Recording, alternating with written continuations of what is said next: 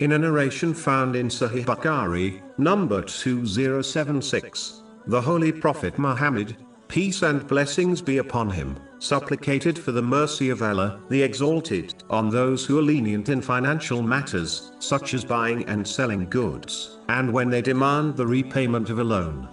It is important for Muslims not to be greedy in financial matters, as greed pushes one towards the unlawful. Even if one avoids the unlawful, greed will deprive a Muslim of this supplication of mercy, as greed will prevent them from acting leniently with others. Put simply, greed takes one far from Allah, the Exalted, far from paradise, far from the people and close to hell. This has been warned in a narration found in Jami' at-Tirmidhi, number 1961.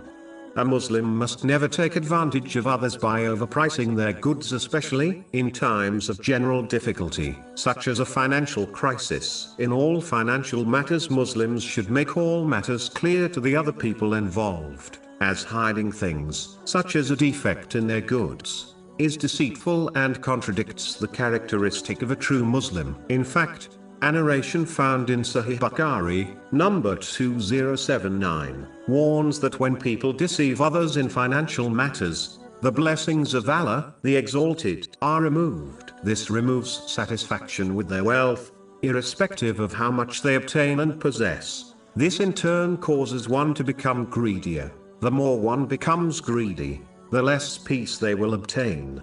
Finally, when others are in financial difficulties, a Muslim should strive to aid them according to their means, as this leads to the constant support of Allah, the Exalted, in both worlds. This has been confirmed in a narration found in Sunan Abu Dawud, number 4893. In fact, the one who waives a debt they are owed for the sake of Allah, the Exalted, will be relieved by Allah, the Exalted, in both worlds. This has been advised in a narration found in Sunan Ibn Majah, number 225. Showing leniency and good conduct during business dealings will improve one's business reputation, which in turn will aid their business. So adopting leniency in matters of business leads to benefit in both worldly and religious matters. Finally, adopting leniency in matters of business will also ensure a Muslim understands that their business is not their number one priority in life.